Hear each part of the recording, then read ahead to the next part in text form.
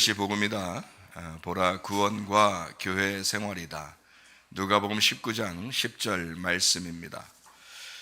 인자가 온 것은 잃어버린 자를 찾아 구원하려 함이니라.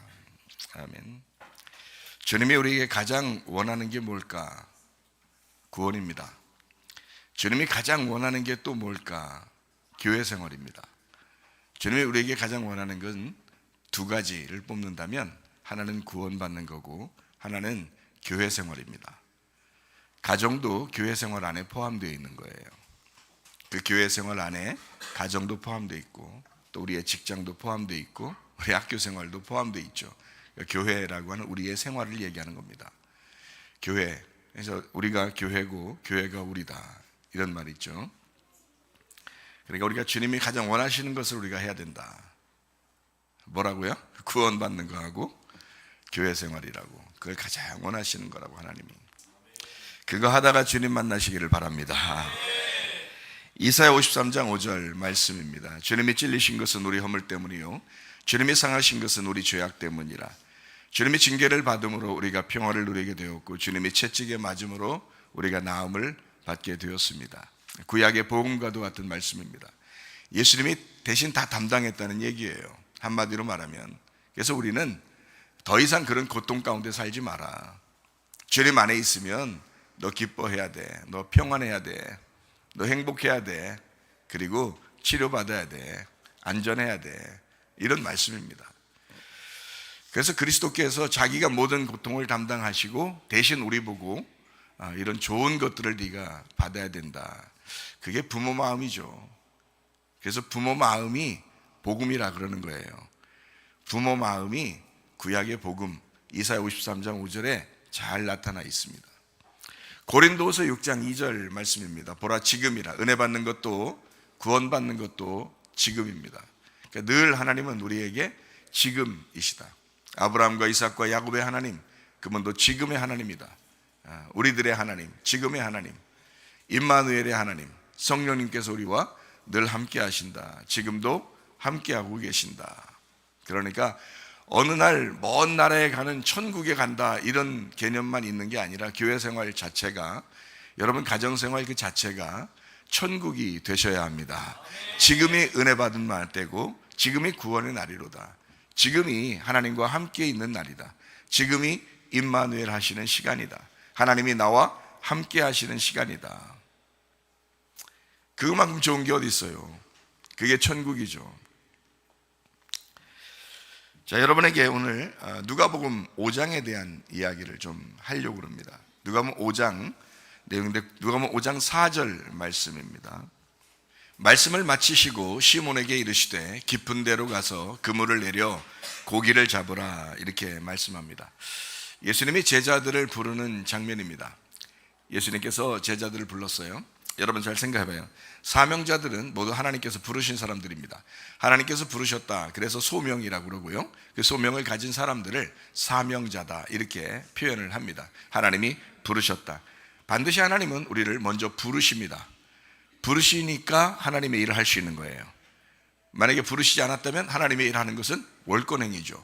교만입니다. 하나님 부르지 않았는데도 자기가 막 하나님 일 한다고 막 하는 사람들은 그건 월권이죠. 그렇게 하면 안 됩니다. 진짜 사명자들은 하나님의 부르심이 있어야 된다. 하나님이 먼저 부르시고 그리고 하나님의 일을 감당하는 것이다. 그러니까 모두 다 성경에 나오는 주님의 제자들은 한결같이 주님이 부르셨다는 거죠. 주님 부르신 사실이 있었다. 그래서 하나님의 일을 하게 되었다. 한결같습니다. 모두 똑같습니다. 사명자들은 하나님이 부르셔야 된다. 주님이 부르시지도 않았는데 우리가 일했다. 그건 교만입니다. 월권이다 이거죠. 주님이 먼저 오셔서 부르십니다. 자기는 가만히 있는데 하나님 먼저 오셔서 부르시는 거예요. 자, 자기가 막 불러달라고 하는 그건 하나님 부르신 게 아니죠. 하나님 나 좀 불러주세요. 그런다고 사명자 되는 게 아닙니다. 사명자들은 하나님이 반드시 오셔서 부르십니다. 기다려야 돼요. 기다려야 돼요. 주님께서 부르실 때 주님의 일하자고 부르시는 거죠. 만약에 일하자고 부르시는 것이 아니라면 그럼 뭐하러 불러요? 왜 부르는 거예요? 그 말이 안 되죠. 주님이 일하는 것이 필요하니까 부르는 거예요. 요한복음 21장에 보면 베드로를 예수님께서 다시 만나십니다. 베드로가 3번 부인하고 도망갔다가 회개했죠. 너무 미안해 예수님한테. 그래서 예수님이 부활하고 난 다음에 제자들과 함께 있었는데 베드로가 한마디도 못합니다. 그래서 이제 고기 잡으러 간다 이렇게 얘기합니다. 그곳에 예수님이 찾아가십니다. 예수님이 찾아가서 베드로를 만나요. 베드로가 너무 미안한 가운데 예수님 앞에 나타나죠. 예수님이 네가 나를 사랑하느냐, 네가 나를 사랑하느냐, 네가 나를 사랑하느냐 3번을 물으십니다. 그때 베드로가 똑같이 주님에게 말합니다. 주님이 나를 사랑하셨으므로 내가 당신을 사랑합니다. 내가 주님을 사랑합니다. 내가 주님을 사랑합니다. 그 고백을 할 때 주님께서 말씀하시죠. 네가 내 양을 좀 쳐줘라. 네가 내 양 좀 먹여줘라. 네가 내 양 좀 돌봐줘라. 그렇게 말씀을 합니다. 주님 먼저 와서 찾으시고 부르십니다. 그것이 소명입니다. 사명자들은, 성경의 사명자들은 한결같이 한 사람도 빠짐없이 하나님이 부르신다. 여러분이 우리 교회에 나왔다고 하는 것은 주님께서 여러분을 부르셔서 오신 겁니다. 여러분이 오고 싶어서 왔는지 모르겠지만 근데 주님이 부르셨기 때문에 이 자리에 온 것입니다.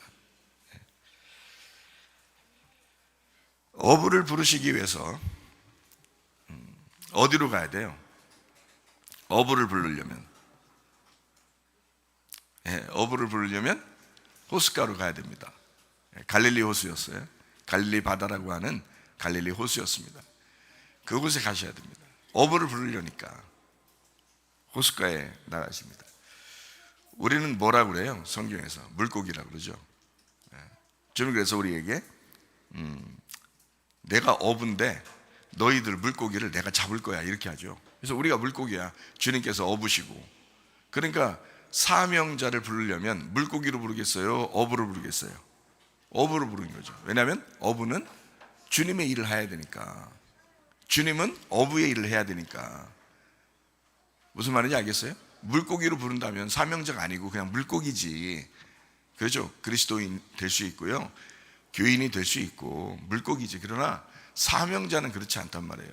어부로 부르시는 거죠. 어부. 예수님이 어부시니까 어부로 부르시는 거예요. 예. 그러니 어부를 부르려니까 바닷가로 나가서 물고기 잡는 사람을 찾는 겁니다. 정확하죠, 성경이. 그렇죠? 자, 예수님이 태어나실 때 이 예수님은 어떤 분으로 이 땅에 오신다라는 것을 소개해 줘야 되잖아요. 예수님이 잉태하실 때 누가 와서 축하를 최고 먼저 하죠? 누가 와서 축하를 먼저 해주잖아요. 예, 목자입니다. 목자들이 와서 그 동네, 베들레헴 동네에 목동들이에요. 뭐 이름이 있었던 것이 아닙니다. 그냥 목동들을 부른 거예요. 밤새도록 양들을 지키고 있는 목동들을 부른 거예요. 왜 불렀을까요? 목동들을 불러서 축하를 받아요. 이 어린 아기 예수님이 목동들을 불러. 왜요? 예수님이 양들의 목자로 오셔야 하기 때문에 그렇습니다. 그러니까 사명자를 일부러 찾아가서, 천사가 일부러 찾아가서 하나님이 천사를 보내서 부를 때는 사명자를 부르시는 거죠. 예.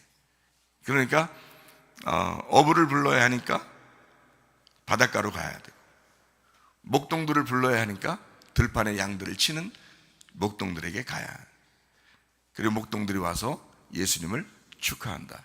이 예수는 우리의 선한 목자로 오시는 예수님이시다. 요거를 알려주기 위해서 목동들이 사용되는 겁니다. 이해가 되시죠? 요셉이라는 목수가 있었습니다. 부인이 누구죠? 요셉이라는 목수가 있는데 부인이 누구예요? 마리아예요. 마라, 미리암, 마리아. 이렇게 마리아라는 이름이 같은 어원을 가지고 있는데, 이 마리아가 요셉 목수의 아내였습니다. 그러니까 결혼하기 위해서 약혼을 하고 이제 정실 부인이 되기 위해서 이제 혼인 서약을 한 그런 관계였습니다. 성령으로 마리아에게 잉태해야 되는데 예수님이 여자가 이제 뭐 목수일 리가 참 많지 않잖아요. 그렇죠? 여자가 목수인 직업을 가진 사람이 많지 않을 겁니다. 그죠? 그러니까 목수 남편을 만난 여자의 집에서 태어나는 거예요. 예수님은 하나님께서 이제 이 땅에서 예수님 자기 아들을 직업을 하나 딱 줘야 되겠다. 직업. 자, 물고기를 잡는 어부였습니다. 그건 제자들을 부른다는 의미잖아요. 그리고 양들을 이렇게 뭐 데리고 다니진 않았잖아요. 양들을 뭐 이렇게 먹이고 데리고 다니고 그러진 않잖아요. 제자들을 갖다가 너희들이 양이야 그러면서 데리고 다니는 거죠. 그런 말씀. 마찬가지로 예수님은 목수의 아들로 태어나 아버지가 목수면 그 아들도 목수입니다. 계속해서 그 직업은 전수되거든요. 이스라엘은. 그러니까 아버지가 목수니까 그 아들도 목수. 예수님은 특별히 이 땅에서 직업을 한 가지 가지고 있었는데 그게 바로 목수라는 직업이었습니다. 왜 목수의 아들로 태어나야 될까요? 하나님 아버지께서 이 땅에 자기 아들을 보내면서 직업 하나를 선정해 주었는데 그 직업이 하필 목수였어요. 이해가 가나요? 왜 목수로 이렇게 태어나게 만들어야만 했을까? 교회 건축입니다. 교회 건축을 위해서 내 아들이 이 땅에 내려가야 돼. 그의 직업은 목수야. 교회 건축자야. 그래서 하나님은 자기 아들을 목수로 이 땅에 보내시는 겁니다. 그래서 목수의 아들로 태어나게 만드는 거예요. 그러니까 한마디로 말하면 주님이 이 땅에 교회를 세우기 위해서 요셉의 아들로 태어날 수밖에 없었다 하는 얘기입니다. 목수 요셉의 아들로 태어날 수밖에 없었다 이런 말이에요. 하나님의 정하심이라는 거죠. 예수님이 만약에 뭐 그럴 일은 없지만 다시 태어난다면 누구 아들로 태어날까요? 예수님이 다시 태어난다면 진짜 그럴 일은 없겠지만 다시 태어난다면 누구 아들로 태어날까요? 목수 요셉의 아들로 태어납니다. 왜 그럴까요? 교회 건축을 위해서 이 땅에 오셨기 때문입니다. 그러니까 하나님께서 가장 우리에게 바라시는 게 뭘까? 하나는 구원이요, 구원받은 사람은 교회 생활로 하나님이 이끄신다 하는 것이 하나님의 가장 원하는 것입니다. 예수님이 목수의 아들, 목수 요셉의 아들로 태어날 수밖에 없었던 것처럼 저도 또 우리 형님도 또 우리 매형도 다 목사님이신데 저도 우리 형님도 우리 남보구 선교사님의 아들로 태어날 수밖에 없었던 거예요. 그래야 목사하니까.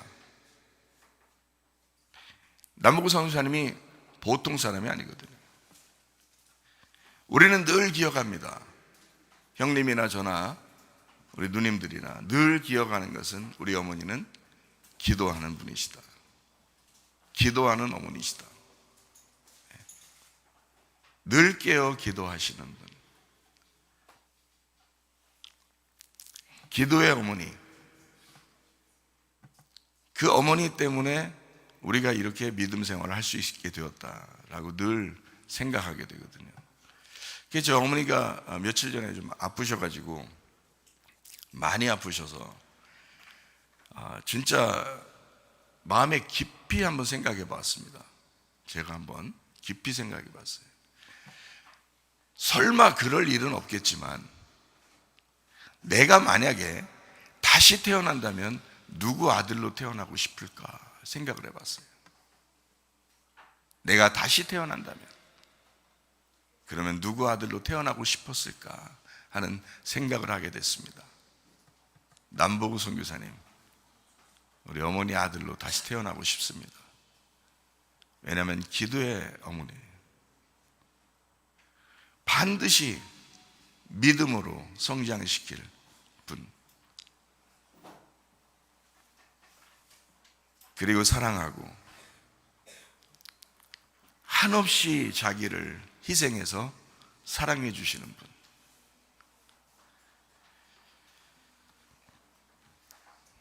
나는 우리 어머니의 아들로 태어난 것이 참 자랑스럽습니다. 저 형님도 그런 말씀을 많이 하셔요. 누님들도 그렇고요. 기도의 어머니이셨다. 여러분 어떤 엄마입니까? 여러분은 어떤 아빠입니까? 여러분의 자녀가 내가 그럴 일은 없겠지만 다시 태어나도 나는 우리 엄마 아빠의 자녀로 태어나고 싶다. 그런 사람이 얼마나 됩니까? 예수님은 다시 태어나셔도 목수 요셉의 아들로 태어날 수밖에 없습니다. 왜냐하면 하나님의 정하심이에요. 하나님은 자기 아들을 그토록 마음속 깊숙이 가지고 계셨던 하나님의 그 비밀, 그 교회를 만들어내야 하기 때문에 그 교회 건축을 위해서 자기 아들을 이 땅에 몫으로 보내야 된다. 나무 십자가를 지시고 이 땅에 성전을 건축하시는 그 주님.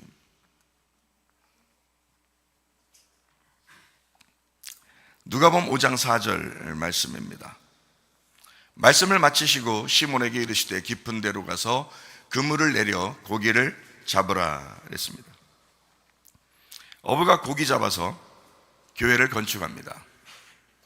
깊은 데로 가서 고기를 잡으라고 말씀합니다. 그냥 좀 가까운 데서 잡으면 안 될까요? 배 타고 멀리 나가서 고기를 잡는 사람들도 있지만 대부분은 이게 겉에서 이렇게 가생해서 이렇게 그 낚시질하고 이렇게 하더라고요. 깊은 데로 가면 뭐 배 타고 가든지 아마 해야 되잖아요. 근데 하필이면 깊은 데로 가라는 거예요. 한꺼번에 많이 잡기 위해서. 깊은 데로 가도 뭐 고기 없는 데 가면 조금밖에 못 잡죠. 근데 깊은 데로 가서 고기를 잡아라 이렇게 말합니다. 뭐 이유가 있겠죠. 깊은 데로 가서 고기를 잡으라.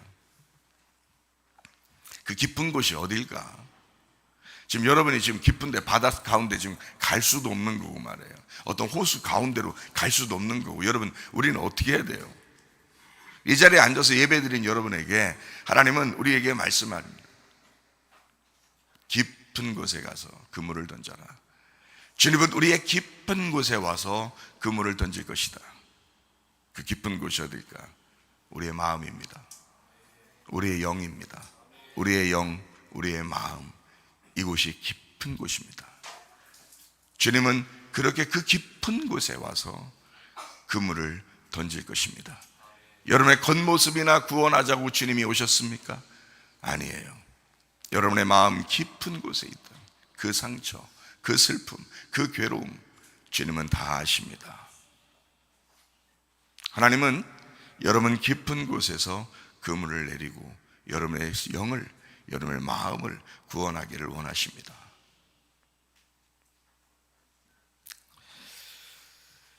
자기를 죄인이라고 고백하는 자들의 그 영, 그 마음의 깊은 곳에 오셔서 우리를 구원하시는 주님, 그 영, 우리의 마음, 그 안에 그물을 내리시는 주님. 고린도전서 2장 10절 11절 말씀입니다. 오직 하나님이 성령으로 이것을 우리에게 보이셨으니 성령은 모든 것 곧 하나님의 깊은 것까지도 통달하시느니라.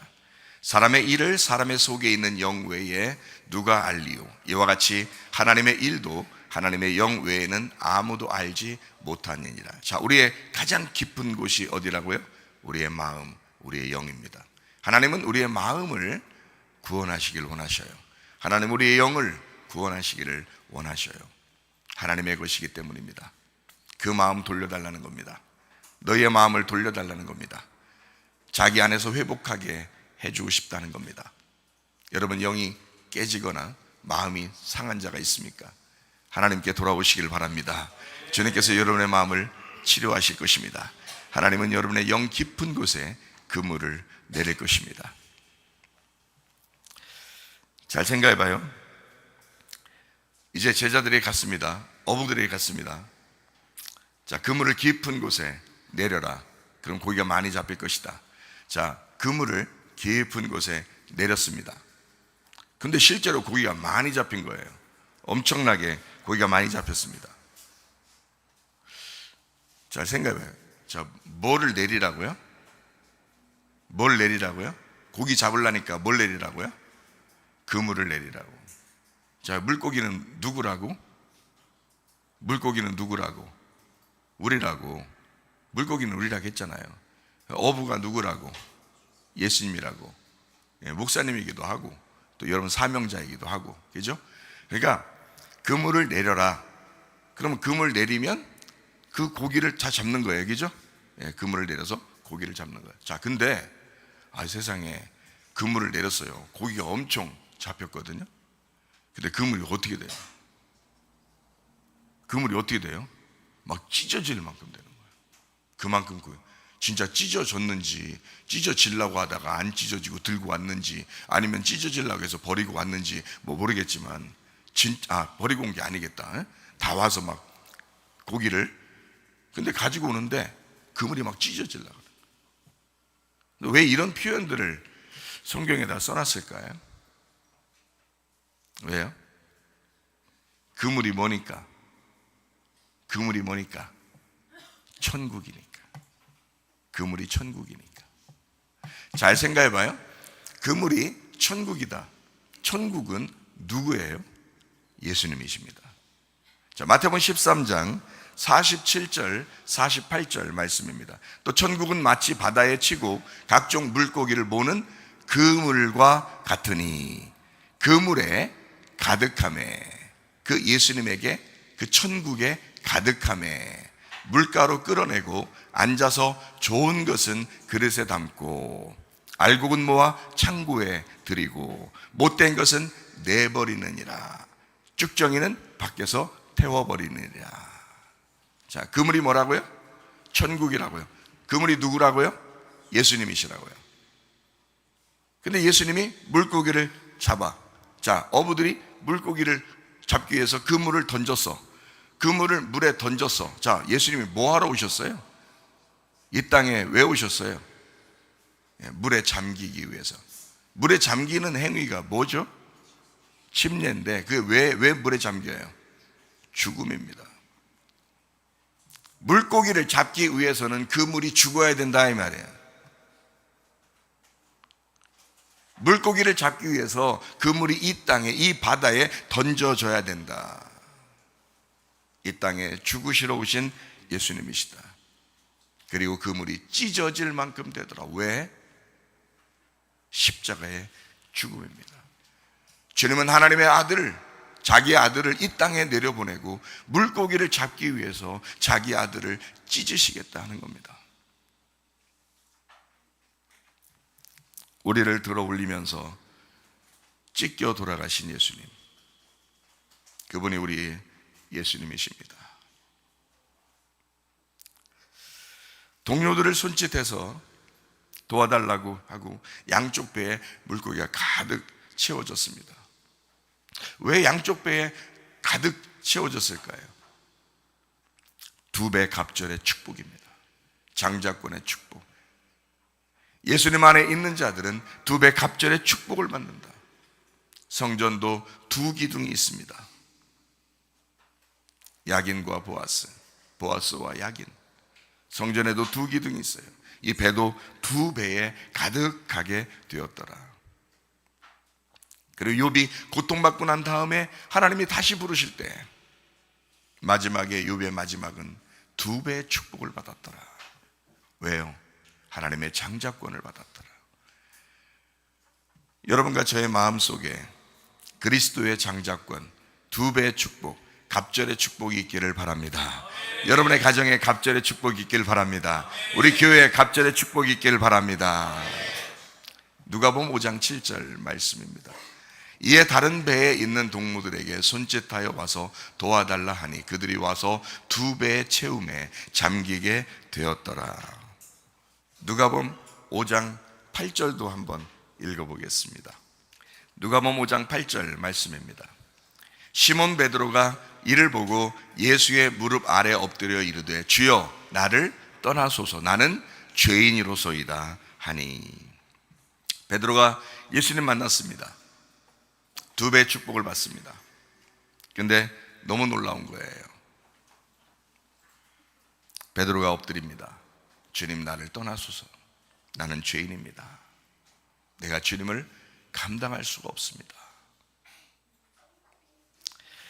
예수님을 인격적으로 만난 사람들은 자신을 발견하게 됩니다. 내가 어떤 존재인지, 내가 어떤 인간인지 그게 발견되는 사람이 구원받을 사람들입니다. 베드로가 주님 만나서 놀라운 일을 경험했지만 그 놀라운 일보다 더 큰 것을 베드로가 발견합니다. 주님, 내가 나를 발견했습니다. 하나님의 말씀을 듣는데 이상하게 내가 발견됩니다. 하나님 말씀 듣는데 이상하게 내가 죄인임을 깨닫습니다. 주님, 나를 떠나주십시오. 나는 죄인입니다. 당신을 감당할 수가 없습니다. 주님이 그 사람을 떠날까 안 떠날까요? 떠나지 않습니다. 그 사람을 사명자로 부릅니다. 자기의 마음을 가진 사람으로 봅니다. 어떤 사람은 하나님이 가장 사랑하실까? 하나님, 내가 죄인입니다. 하나님, 난 도저히 당신을 감당할 수가 없습니다. 그런 사람을 하나님은 지금도 부르시고 그 사람을 절대 떠나지 않습니다.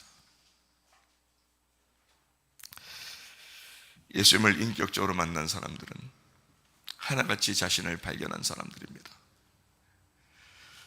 저도 제 자신을 발견한 사람입니다.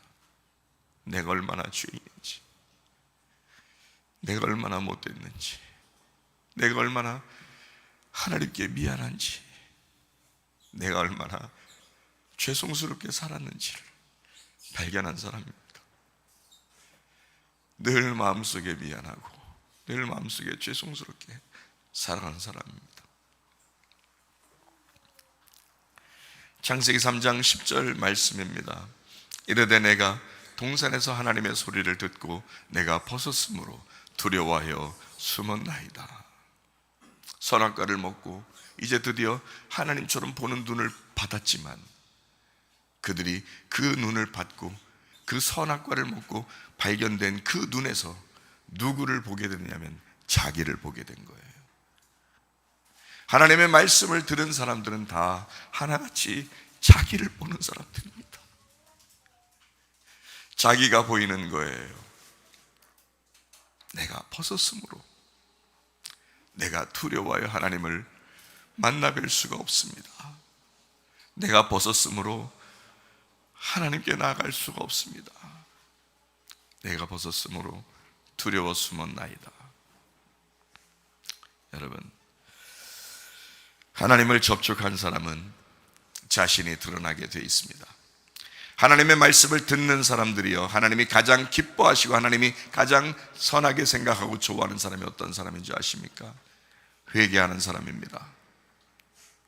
하나님 앞에 돌아오려고 나는 죄인입니다, 하나님 나 같은 것을 위해서 이렇게 이 땅에 오시다니요, 나를 위해서 이 땅에 또 이 말씀을 전해주시다니요, 자기를 발견하는 사람입니다.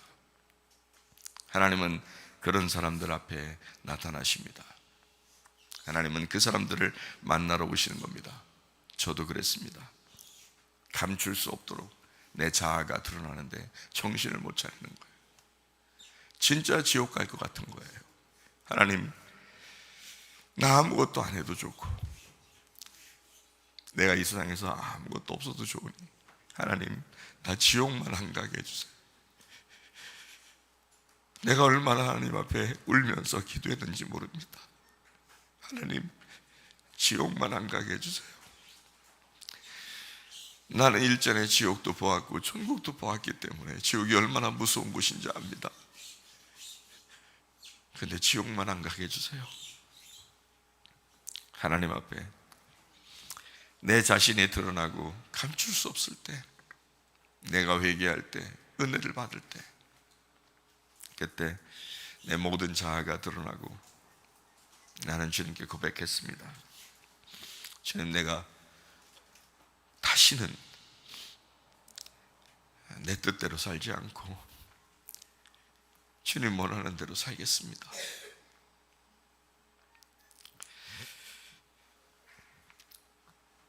주님이 베드로에게 말씀합니다. 누가복음 5장 10절 말씀입니다. 세베대의 아들로서 시몬의 동업자인 야고보와 요한도 놀랐습니다.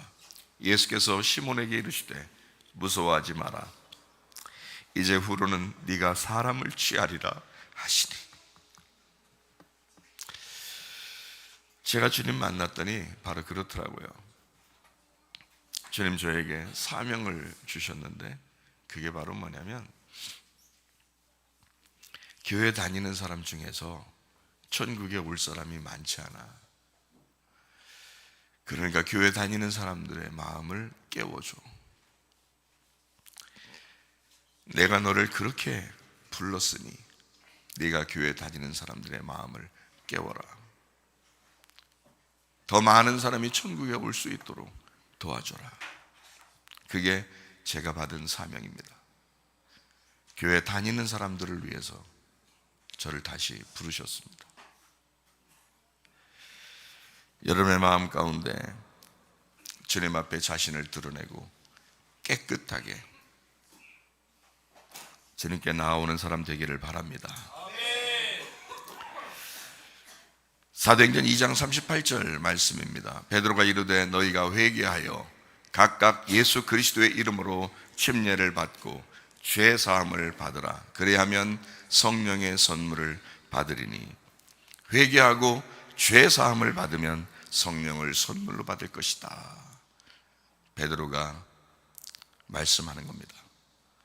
예수님에게 부름받고 그가 주님을 3년 반 동안 아주 가까이서 따라다니다가 그리고 3번 부인하고 다시 넘어졌다가 주님이 다시 불러 베드로를 사랑을 고백하고, 주님 앞에 사랑을 고백한 베드로에게 주님께서는 자기 양들을 맡겨요. 그리고 양을 돌봐주고 양들을 치고 양들을 먹여라.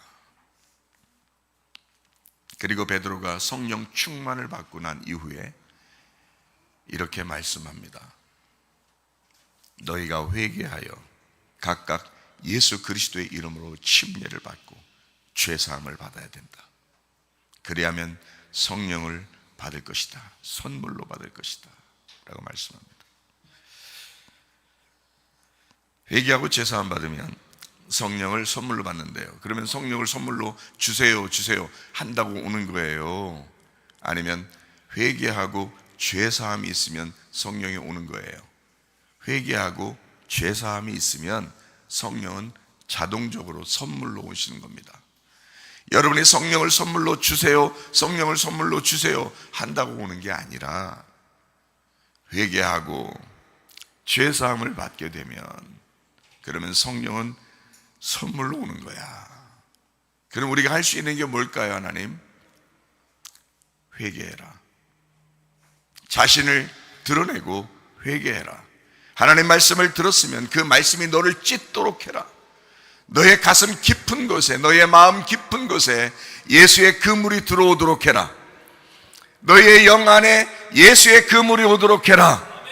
말씀을 듣고 죄 사함을 받으면, 말씀을 듣고 그 예수 안에서 인정함을 받으면, 그 죄를 인정하게 되면 그 죄를 인정하는 그 고통 속에서 주님은 절대 너를 떠나지 않을 것이다. 그리고 너에게 찾아올 것이다. 그와 함께 할 것이다. 임마누엘 할 것이다. 창세기 3장 16절 말씀입니다. 또 여자에게 이르시되 내가 네게 임신하는 고통을 크게 더하리니 네가 수고하고 자식을 낳을 것이며 너는 남편을 원하고 남편은 너를 다스릴 것이니라 하시고. 말씀을 듣고 죄를 인정하는 사람에게 뭐가 온다고요? 회개가 온다고요. 너무 괴롭다고요. 고통 속에 있다고요. 슬픔 가운데 있다고요. 근데 하나님은 얘기합니다. 자, 하나님, 우리가 벗었습니다. 내 죄가 드러납니다. 말씀을 듣다 보니 내 죄가 드러납니다. 내가 이런 인간이구나라는 것을 깨닫습니다. 하나님, 내가 도저히 하나님 만날 수가 없습니다. 하나님께서 그 사람에게 찾아옵니다. 네가 나를 만날 수 없으니 내가 너를 찾아가겠다. 하나님이 찾아오는 거죠. 잃어버린 자를 찾아 구원하려 함이라. 하나님은 잃어버렸다고 생각되는, 파괴됐다고 생각하는, 멸망받았다고 생각하는 그 죽은 자, 주님께서 찾아오신다. 회개하는 자를, 그 죽은 자를 주님이 찾아오신다. 찾아오셔서 구원하신다. 인류의 최초 죄인에게 하나님은 이렇게 말씀합니다. 여자에게 이르시되 네가 임신하는 고통을 받을 것이다. 수고하면서 자식을 낳게 될 것이다. 그리고 남편은 너를 다스리게 될 것이다. 우리의 남편은 예수님이십니다. 예수님이 우리를 통치하시고 예수님이 우리를 다스려야 된다. 어떤 사람에게요? 수고하고 고통 가운데 잉태하는 자에게. 누구를 잉태한다는 얘기예요? 예수 그리스도를 잉태한다. 우리 속에 예수를 잉태하는 자, 하나님의 말씀을 잉태하는 자에게 하나님께서, 남편이, 신랑 되신 예수님이 우리를 다스릴 것이다. 우리를 통치할 것이다. 무슨 말인지 아시겠어요? 우리의 마음 깊은 곳에 주님이 계시기를 축복합니다. 주님 중심으로 살기를 바랍니다. 말씀 중심으로 살기를 바랍니다. 교회 중심으로 살기를 바랍니다.